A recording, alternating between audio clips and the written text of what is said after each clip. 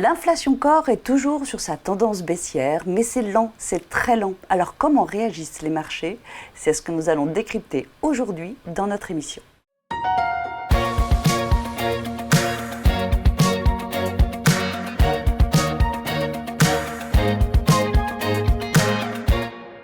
Nono Texera, vous êtes membre du comité d'investissement chez Natixis IM Solutions. Bonjour. Bonjour Caroline. Donc effectivement, on a bien cette tendance baissière sur l'inflation, mais il y a toujours cette pression sur les prix, notamment via les salaires. Je parle du marché américain, puisqu'on sait que c'est la politique monétaire américaine qui guide le monde aujourd'hui. Alors on en est où sur ce calendrier des banques centrales avec la baisse prochaine tant attendue des taux directeurs? Ça a déjà été décalé, on redécale encore un peu? Oui, on attendait effectivement 6 baisses de taux il y a encore quelques mois. On n'est plus qu'à 3 environ. Ça semble faire assez consensus. Pour autant, la tonalité des banquiers centraux est relativement prudente, tout simplement parce que cette inflation sous-jacente qui peine à baisser sous la pression des hausses de salaire. En fait, quand il y a des hausses de salaire, il y a trois possibilités. Soit la productivité augmente suffisamment pour qu'on puisse compenser ces hausses, soit les marges des entreprises se contractent. Or, elles n'ont pas l'air de se contracter beaucoup, soit elles reflètent ces hausses de salaire, en partie au moins sur les prix. Et pour l'instant, sur les services en tout cas, on ne voit pas de forte décélération, d'où une tonalité assez prudente. D'où cet attentisme en fait des banques centrales. Donc on pense que ça sera plutôt juillet, mais il y a un risque que ça puisse être reporté à septembre. D'accord. Avec encore la possibilité de baisse des taux supplémentaires d'ici à la fin de l'année quand même. On en saura un petit peu plus au mois de mars. Il y a quand même des déclarations qui vont avoir lieu de la part des banques centrales. Donc petit à petit, elles vont donner cet éclairage. Voilà, l'éclairage devrait être donné avant le premier mouvement, sans doute dès le mois de mars. On scrute évidemment le marché de l'emploi parce que c'est aussi la vigueur du marché de l'emploi qui va dicter aussi cette vigueur des salaires. Alors les marchés par contre, les marchés financiers ne sont pas inquiets, semblent avoir intégré cette information. Il n'y a pas de... Donc les perspectives, notamment sur le marché actions, sont assez bonnes aujourd'hui. Oui, d'abord les résultats ont été plutôt bons, aux États-Unis notamment. On s'attend à 10% environ de hausse des résultats, ce qui pour le marché américain est quand même substantiel, tiré toujours par la très belle rentabilité des grandes valeurs, notamment technologiques.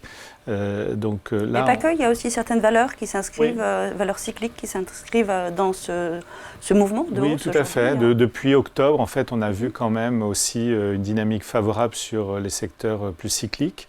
On a une économie américaine qui certes ralentit un peu. On tape sur 1,8% de croissance cette année. Par rapport à 2,5, c'est un ralentissement, mais ce n'est pas particulièrement marqué. Et les entreprises, encore une fois, sont, notamment pour les très grosses entreprises, pour certaines dans des positions très favorables du point de vue de la hausse des chiffres d'affaires, de la hausse de leur marge et de leur rentabilité. Et finalement, elles supportent assez bien des niveaux multiples de capitalisation qui sont au-dessus de la moyenne sans être outrageusement élevés. Et par contre, sur le marché obligataire, donc là, c'est un petit peu... On est aussi dans l'attentisme, je parle des taux longs. Sur ces derniers temps, on voit que c'est moins... on a un peu corrigé par rapport aux excès, sans doute, à la rapidité de la baisse des taux longs de la fin de l'année dernière. Mais on n'est pas non plus dans une zone de stress extrême. Non, il n'y a pas trop de volatilité, que ce soit sur le marché actions, le marché obligataire aujourd'hui. Tout à fait. Donc, parce que la tendance anticipée à horizon de quelques mois, quelques trimestres est quand même favorable. On sait où on va. Exactement. Très bien, mais on va regarder du coup en termes d'allocation ce que l'on peut faire aujourd'hui.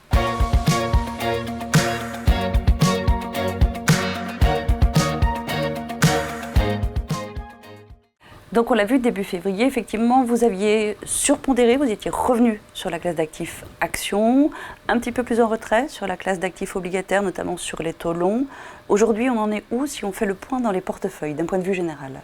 Alors d'abord, on n'était pas absent des actions jusqu'au début février, on était neutre. On attendait un petit peu peut-être un ajustement en début d'année. La hausse avait été très rapide en fin d'année 2023, de très belles performances aussi sur l'obligataire. Et on se demandait s'il n'allait pas y avoir quand même un petit peu d'ajustement. Finalement, le momentum est resté très bon grâce aux résultats des sociétés.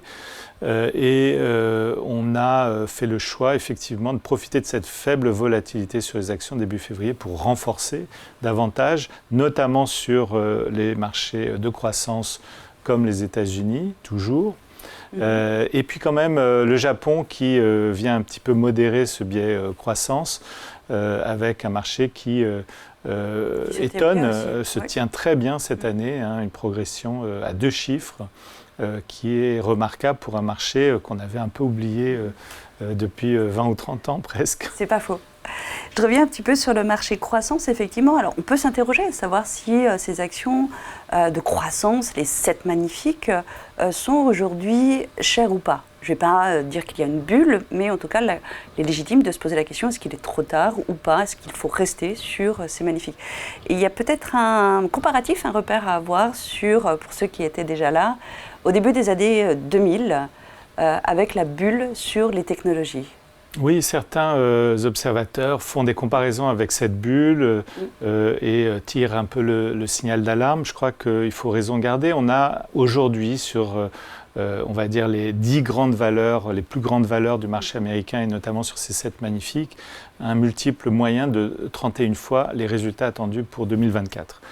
Ce n'est pas bon marché. Le marché en moyenne se traite évidemment à des niveaux de multiples plus faibles, habituellement. Autour de 27. Pour si ces valeurs-là, la notion de multiple, ça veut dire c'est le nombre de fois que la valeur boursière d'une entreprise capitalise les résultats attendus de l'année en cours. Et ça permet de comparer les valeurs les unes par rapport aux autres. Exactement. Mais les valeurs dites de croissance, par justement leur capacité à délivrer une croissance largement supérieure à la moyenne du marché, méritent des multiples plus élevés puisqu'elles vont petit à petit rattraper avec leurs résultats cette cherté de multiples et donc permettre de les soutenir.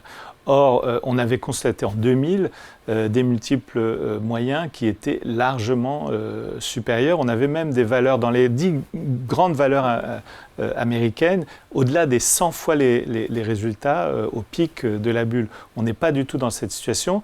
Dans les 7 magnifiques, seul Tesla dépasse les 60 fois les résultats, mais Nvidia, dont on parle énormément, et qui a des performances exceptionnelles, a des performances qui se justifient par la croissance exceptionnelle et du chiffre d'affaires et des résultats, et finalement a un multiple qui est dans la moyenne des 7 magnifiques, pas plus. Puisque les résultats suivent, exactement. Le chiffre d'affaires suit. Et puis on voit que ce n'est pas parce qu'on s'appelle Apple ou qu'on s'appelle Tesla qu'on ne peut pas avoir des déconvenus. Depuis le début de l'année, ces 2 valeurs sont en baisse. Donc tout n'est pas homogène et si on peut évidemment parler d'une certaine concentration du marché, ce n'est pas propre au marché américain, c'est le cas de la quasi-totalité des marchés où on a une concentration sur les très grandes valeurs. C'est vrai que les valeurs moyennes, les petites valeurs sont un peu moins attirantes dans cette phase du cycle où on attend quand même un ralentissement de l'économie à venir. Rapidement, sur le marché des taux, pareil, pas de changement, favoriser plutôt les taux court terme? Oui, parce qu'on a une courbe des taux inversée, c'est-à-dire qu'on a sur les échéances plus rapprochées un meilleur rendement que sur les échéances longues.